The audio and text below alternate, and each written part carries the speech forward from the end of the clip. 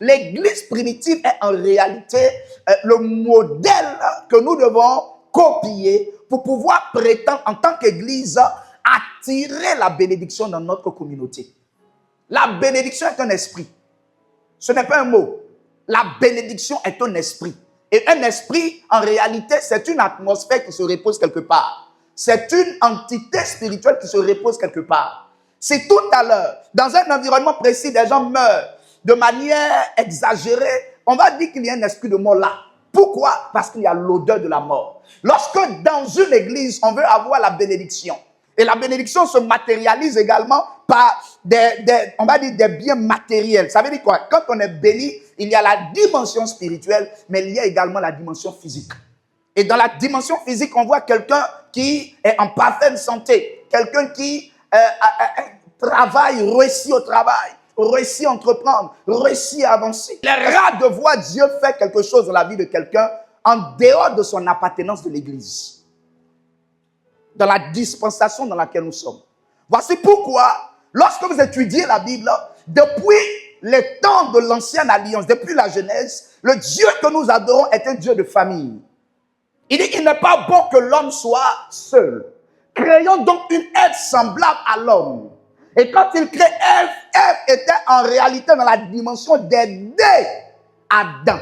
Et donc la Bible dit en Genèse 2,24, l'homme quittera son père et sa mère et s'attachera à sa femme. Alors, c'est là que la dimension de la famille est née. Et nous avons vu que l'une des choses que le diable a voulu détruire dans le jardin d'Éden, c'est la famille. Voici pourquoi Dieu dit en Genèse 12 à Abraham, toutes les familles de la terre seront bénies en toi. Et même Jésus également ne naît pas dans le néant. Il est fils de Dieu. Dieu peut le faire apparaître comme il le veut. Mais la Bible dit que Dieu se révèle par l'ange à Marie. Et Jésus naît dans un concept de famille. Il est né, il avait un père qui est Joseph Charpentier. Il avait une mère qui est Marie. Donc, le concept de la famille, en réalité, peut apparaître pour chacun de nous comme un concept physique. Mais vous devez savoir une chose. Ce concept est d'abord spirituel. Donc, l'Église apparaît comme la famille que Dieu nous donne. Il dit, l'Éternel est mon berger. Je ne manquerai de rien. Il me fait reposer dans de verts pâturages. Voici pourquoi le thème pasteur, le thème habilité à tutoyer la réalité du pasteur, c'est le thème de berger. Vous ne pouvez pas réussir votre vie chrétienne si vous n'appartenez pas à une bergerie. Vous ne pouvez pas réussir votre vie chrétienne si dans la bergerie, vous ne suivez pas l'instruction du berger. Donc l'église apparaît en réalité comme une bergerie. Le pasteur apparaît comme un berger. Afin de pouvoir emmener le troupeau ou dans de verts pâturages. Le vert pâturage, c'est un lieu reposant. La manière que les fidèles suivent un leader et de la manière que le leader copie sa marche spirituelle selon la parole du Seigneur peuvent emmener quelqu'un à faire quoi? À accomplir sa destinée. Voici pourquoi la Bible dit n'abandonnez pas vos assemblées. Le jour que le diable veut te détruire de manière subtile, il va créer les voies et moyens pour pouvoir t'éloigner de l'église que tu fréquentes, pour pouvoir t'éloigner de tes frères en Christ, pour te donner un confort à la maison. En fait, la mort spirituelle commence lorsque tu es à la maison, tu ne participes à aucune activité de l'église, tu n'as aucune vie associative chrétienne spirituelle et tu te dis, seul tu peux y arriver. Ça peut prendre quelque temps, mais tôt ou tard, tu vas prendre un coup. Amen. Maintenant, nous avons parlé de ces 7 fondements. On peut les citer ensemble. Le premier fondement, on a parlé de quoi? Sans peut-être les citer dans l'ordre. On a parlé de quoi? On a parlé de la présence de Dieu. Une église où il n'y a pas la présence de Dieu, elle est caduque. La deuxième des choses, on a parlé de l'unité. On a parlé de Psaume 133. Il est agréable et doux pour des frères de demeurer ensemble. Lorsque vous êtes unis dans une église, lorsque vous parlez le même langage, vous êtes peut-être différents par la couleur de votre peau, vous êtes peut-être différents par votre éducation, mais vous trouvez un consensus, un dénominateur commun. Cette unité-là, en réalité, est la deuxième clé qui peut vous permettre en tant qu'église de vivre la bénédiction.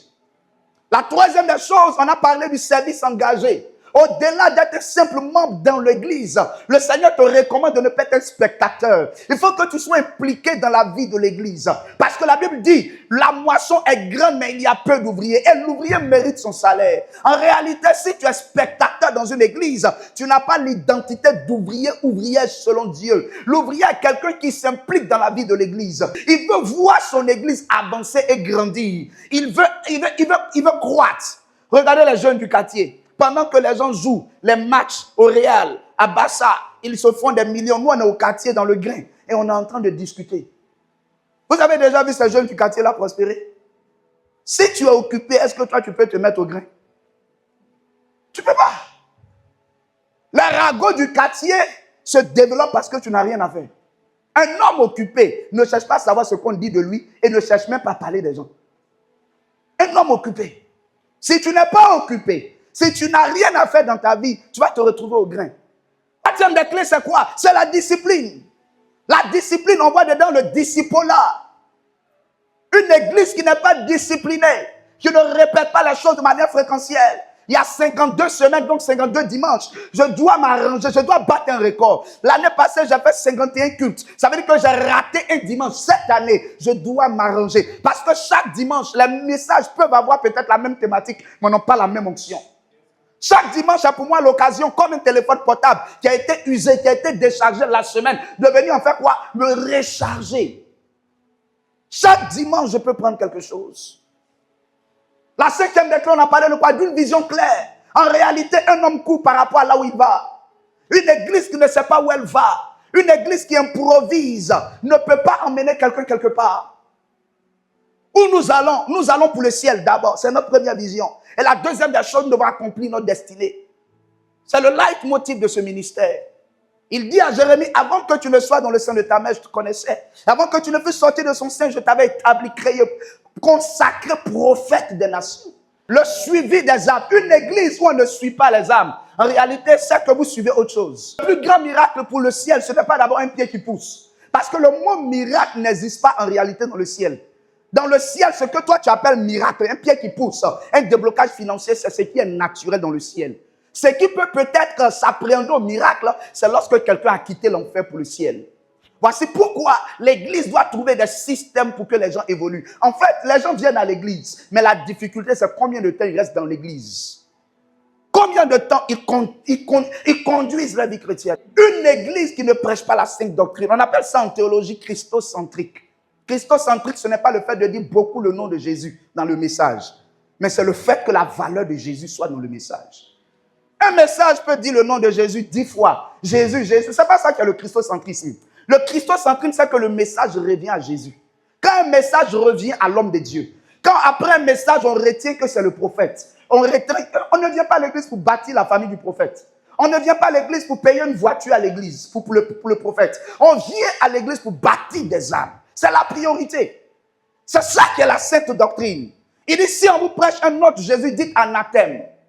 Dans la Bible, il y a bas Jésus. Il y a beaucoup de Jésus. Le Jésus dont on parle enseigne quoi? Il est venu, il est mort, il est ressuscité. Et la Bible dit que notre fondation est en Jean 3,16. Car Dieu a tant aimé le monde qu'il a donné son Fils unique, afin que quiconque croit en lui ne périsse pas, mais qu'il ait la vie éternelle. Mesdames et messieurs, ce matin, je voudrais vous entretenir sur une thématique qui va dans le même sens que la thématique du dimanche dernier. Et cette thématique est libellée comme suit: le savoir-vivre dans l'église. Imputer le ralentissement, la non-accélération d'une église au diable. Le diable est un donnage. Je ne suis pas l'apôtre du diable ce matin, mais je vais au moins dire quelque chose qui est très vrai. Le diable n'est pas seulement celui qui attaque votre destinée, qui empêche que les églises avancent. Il est certes l'ennemi de l'église. Mais dans le temps dans lequel nous sommes en train de rentrer, je vous assure, il y a des efforts que le diable ne fait plus. Les premiers ennemis d'une église, ce sont les propres fidèles de l'église. Les premiers ennemis de la croissance d'une église, c'est vous et moi. On rend le diable influent dans notre vie à cause de notre attitude. Mesdames et messieurs, l'onction, vous l'avez déjà. Dès l'instant où vous avez accepté le Seigneur, il y a une huile qui coule sur votre tête. Vous avez la responsabilité de l'augmenter par votre consécration, par votre manière de vivre, par votre manière de marcher dans la vie chrétienne. Mais vous devez savoir que vous avez déjà l'onction. La Bible dit, une puissance survenant sur eux.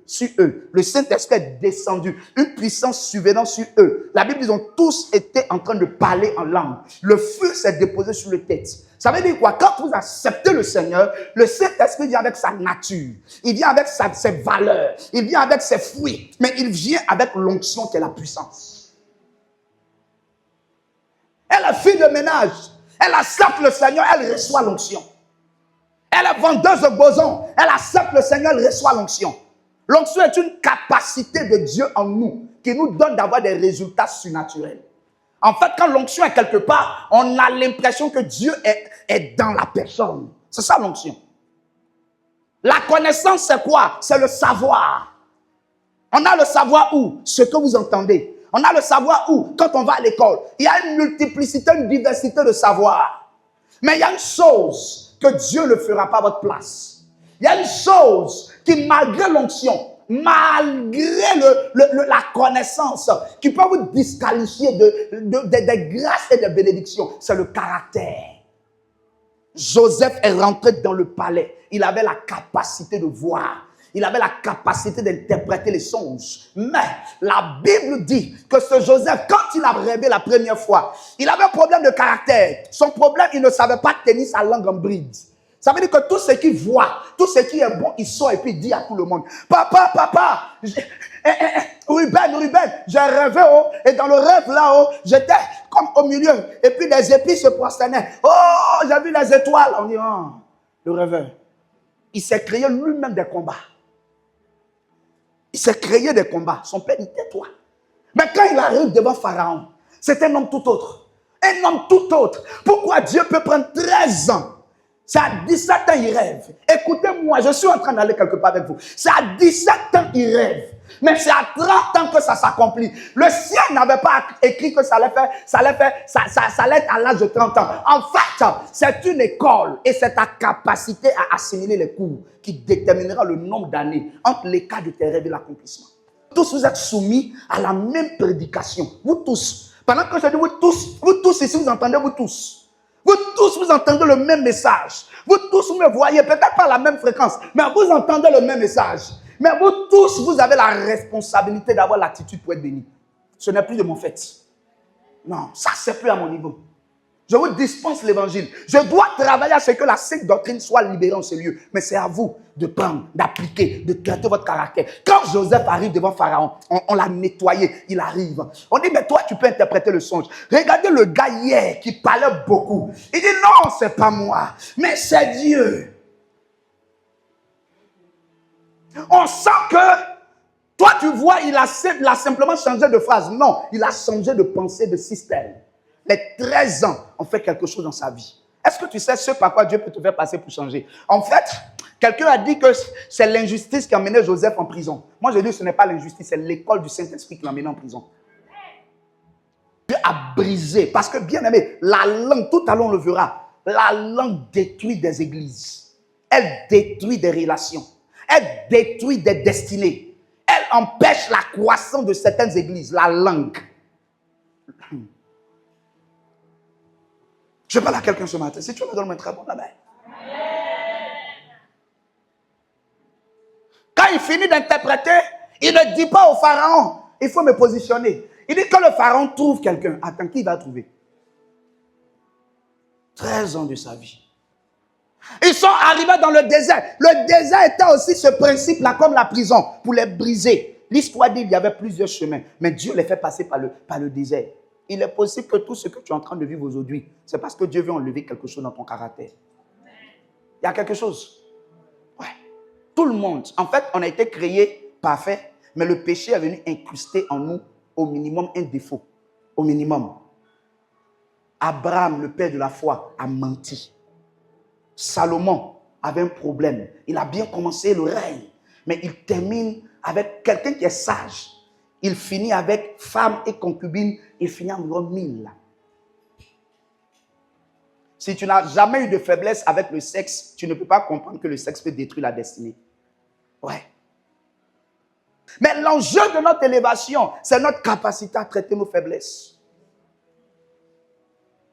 Et parlant de faiblesse, nous tous, nous sommes ici. Nous tous, nous sommes ensemble ici. Et nous parlons de quoi? Du savoir-vivre dans l'église. Bien-aimé, le comportement, l'attitude des membres d'une église peut emmener l'église à un rendez-vous de la bénédiction ou peut l'éloigner de la bénédiction. Ouais. Parfois, nos combats ne sont pas spirituels. Nos combats sont comportementaux. Nos combats, regardez Samson.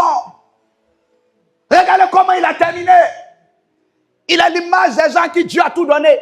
Il a l'onction. Si tu penses que l'onction va t'attirer plus de combats, si tu ne disciplines pas ton caractère. Ouais. L'onction. C'est un miel. Je veux l'onction. Le jour que tu as fait cette prière, tu n'as pas bien compris. On ne t'a pas bien expliqué. Seigneur, je veux voir ta gloire. Quelque chose, on dit, si tu me vois, tu vas mourir. Toi, tu dis, je veux voir. Ça veut dire qu'il faut que quelque chose meure pour que tu le vois. C'est quoi qui doit mourir? Tes défauts. 1 Corinthiens chapitre 14, un verset léger, simple, une phrase. Il dit quoi? Mais que tout se fasse avec bienséance et ordre. Paul parle à l'église de Corinthe. Les Corinthiens étaient bénis. Les Corinthiens avaient toutes sortes de grâces. Ils avaient des dons spirituels. Comme l'église d'aujourd'hui, où Dieu est en train d'élever les jeunes. Partout où tu passes, les jeunes prophétisent. Les églises se multiplient. Les gens prêchent. Je n'ose pas calculer, dénombrer le nombre d'églises aujourd'hui qui ont ouvert actuellement ce dimanche-là, où il y a culte. Il y a tellement d'églises. Tellement d'églises. Tellement d'églises, mes amis. Mais partout où il y a une vulgarisation de quelque chose, le diable a un intérêt. Ouais. Et aujourd'hui, on va s'attaquer à un ennemi de notre bénédiction, qui n'est pas d'abord le diable. C'est indirectement que le diable se met là. Mais c'est nous-mêmes. Nous-mêmes. Le savoir-vivre. Le savoir-vivre, c'est quoi? C'est comment vivre en communauté. Comment vivre dans l'église. Comment se comporter. Parce que je l'ai dit la dernière fois, l'unité est déterminante dans notre bénédiction. La Bible dit, ils persévéraient tous ensemble, tous ensemble. Le tous ensemble là, ça traduit quoi? Les touches du piano, je l'ai expliqué une fois. Le pianiste vous dira qu'il y a des touches noires et il y a des touches blanches. Mais c'est ça qui est en train de produire la symphonie là. Ça veut dire qu'ils sont différents de par leur couleur, par leur texture. Mais qu'est-ce qu'ils font? Ils s'unissent. C'est une métaphore. On est différents à l'église. On n'a pas la même éducation, on n'a pas le même caractère. D'autres sont mélancoliques, d'autres sont colériques. Mais on doit se mettre ensemble. On n'a pas d'option, c'est une obligation. C'est une obligation. La Bible dit une armée, un royaume divisé va faire quoi? Va se détruire. Va se...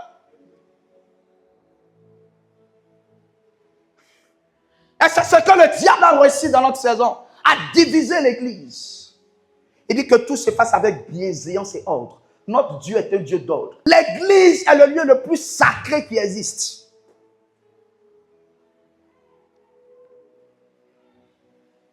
Élie, le souverain sacrificateur, avait 2 enfants, du nom de Ophné et Phiné. Les gens venaient dans le temple faire des offrandes. La Bible dit quoi? Il désacralisait les offrandes. Il y avait le péché qui environnait le service dans le temple. Et qu'est-ce qui s'est passé? Dieu a dit à Élie, puisque tes enfants désobéissent, je vais les rappeler. Et cela a touché qui même Élie est mort en apprenant leur décès. Est-ce que vous savez que nous sommes dans une saison qui est la dispensation de la grâce, où parfois la mort n'est pas d'abord physique, elle est d'abord spirituelle. Mesdames et messieurs, il existe plusieurs types de morts. Il y a la mort physique que vous connaissez tous, mais il y a la mort spirituelle. C'est une mort où on ne voit pas cela avec les yeux physiques, mais où on est détaché de Dieu, où on n'est plus alimenté par Dieu. Frère, soeur, si Dieu n'est pas derrière toi, si Dieu ne t'alimente pas, tu auras l'impression d'avancer, mais tu échoueras, tu tomberas. Venez à l'église, venez au culte. Il y a savoir-vivre. Et le premier type de savoir-vivre, c'est le savoir-vivre par rapport à la présence de Dieu. La présence de Dieu peut vous détruire. Elle peut vous tuer. Là, je venais des Philistins. On l'envoyait en Israël. Qui a touché l'âge? Uza. Il a touché l'âge. Quand il a touché l'âge, la Bible dit quoi? Il a été tué. Et quand l'âge a duré dans la maison de Obed-Édom, la Bible dit que sa maison a prospéré pendant combien de temps? 3 mois. L'âge c'était l'image de quoi? De la présence de Dieu. Mais pourquoi est-ce que Uza est mort? Parce que Uza n'était pas habilité à toucher l'âge. Si la présence de Dieu peut tuer, ça veut dire que la manière que tu gères Dieu, ça peut soit te tuer, soit te bénir. Parlant de la présence de Dieu, la présence de Dieu, on l'a confondu au temps où le pasteur vient, il prend le micro, il prophétise. Au temps où le groupe musical chante et les gens tombent. Ce n'est pas ça la présence de Dieu. La présence de Dieu est sur la terre. Le Saint-Esprit n'est plus remonté au ciel, il est avec nous.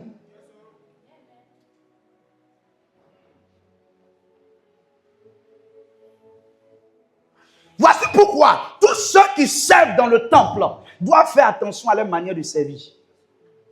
Comment tu sers dans un département? Tu ne peux pas prétendre respecter Dieu. Tu ne respectes pas Dieu et puis tu dis que Dieu va te bénir.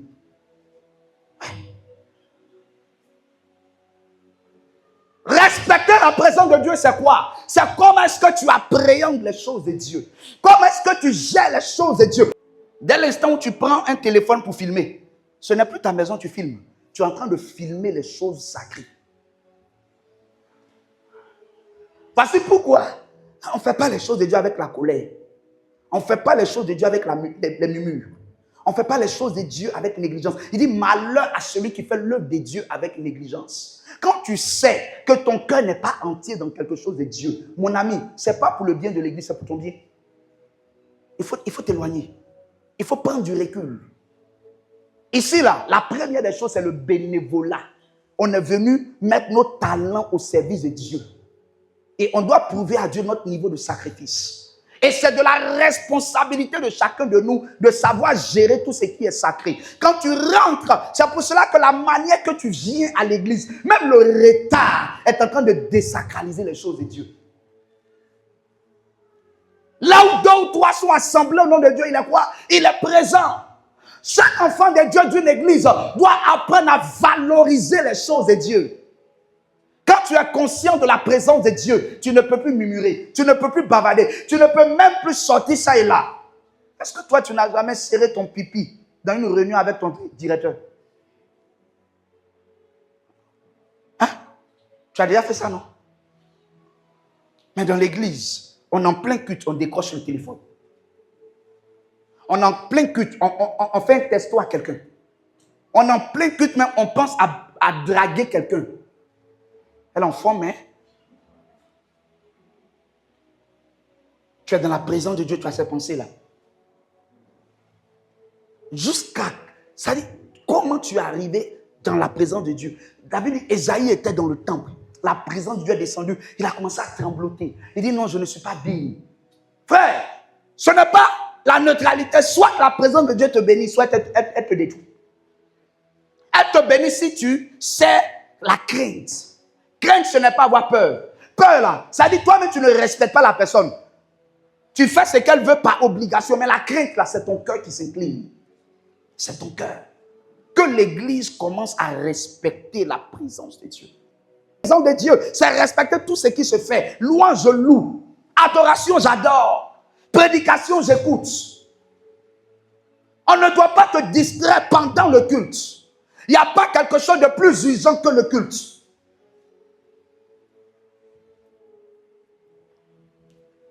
On a plus de respect pour le travail que la présence de Dieu. Pourquoi on a le respect pour le travail? Parce que c'est notre gagne-pain. Mais en réalité, l'église est ton gagne-âme. Ton père va régler les problèmes physiques. Mais l'église va régler les problèmes spirituels. Quand est-ce qu'on a valorisé la présence de Dieu? Il y a des cultes qui sont chargés en émotion et non en transformation. La qualité d'un culte, ce n'est pas quand les gens tombent, mais c'est la transformation. Et pour qu'il y ait transformation, tu ne peux pas dans un culte, tu t'oublies, tu manipules ton portable comme tu veux. Tu as le temps d'aller sur WhatsApp pendant le culte. Tu as le temps d'aller regarder le nombre de vues. Mesdames et messieurs, vous savez pourquoi on vous prête ce message? Parce qu'on ne nous prépare pas on nous prépare au retour imminent de Jésus. C'est ça qui est la priorité. C'est ça. On te dit le tout commence à 8h30. La présence de Dieu fait qu'à 8h30, tu es assis ici. Tu n'as plus rien à faire dehors. Tu n'as plus rien à faire. Il n'y a pas quelque chose que tu dois faire. Tu es concentré. Tu es assis. Là où on t'a dit de t'asseoir, tu t'assois là-bas. On ne vient pas à l'église pour chercher là où le ventilateur souffle le plus. C'est pas avion. C'est pas avion. Récemment, il y a eu un problème actuellement qui est en justice. Une dame qui est dans un avion, elle est assise aux hublots. Et il y a une autre dame qui est venue, il y a un enfant qui dit, il veut s'asseoir là. La dame dit non, elle a payé sa place, elle ne se lève pas. Les gens ont commencé à filmer. Elle a traduit en justice ceux qui la filmaient. Ils sont en justice. Les blancs, vous les connaissez. Mais à cause de quoi? À cause de place. Quand quelqu'un te fait des avances, pourquoi tu te sapes pour aller voir la personne? Pourquoi tu te mets sur ton 31? Pourquoi tu portes ton habit qui met en valeur tes potentiels? Parce que tu as un intérêt là-bas. Parce que tu veux que la personne là, tu fais comme si tu n'as pas intéressé, tu fais genre. Mais c'est un message codé. On juge une église excellente depuis la porte. Quand on arrive, comment l'église se tient? Est-ce qu'on rencontre des gens dans la cour? Si on rencontre des gens qui causent dans la cour à l'heure du culte, le gars qui vient instinctivement, il va commencer à faire comme vous. Bien aimé, le savoir-vivre, c'est d'abord le respect de la présence de Dieu. Prendre au sérieux ce qu'on fait. C'est la loi de la séance. Le respect. Je ne parle même pas. Bien aimé, tu ne peux pas parler à une personne âgée comme si c'est ta petite soeur dans l'église. Peu importe l'onction qui est sur toi. Peu importe, même si tu es le premier leader, la manière que tu parles à quelqu'un, il faut le respecter. Je ne peux pas faire une réunion, et puis dans la réunion, il y a la maman et puis la fille dans la réunion, et puis il y a appelé la maman à ma fille. Moi, je n'accepte pas ça, je n'enseigne même pas ça à un pasteur. Yes. C'est le savoir-vivre. Tu as fait des reproches à une maman devant sa fille, mais naturellement, sa fille va te parler mal. C'est le respect. La chose spirituelle n'annule pas le respect. On a une église impolie. L'église de Dieu actuellement, on est impoli. L'éducation, ce n'est pas le pasteur qui vous la donne, c'est la maison.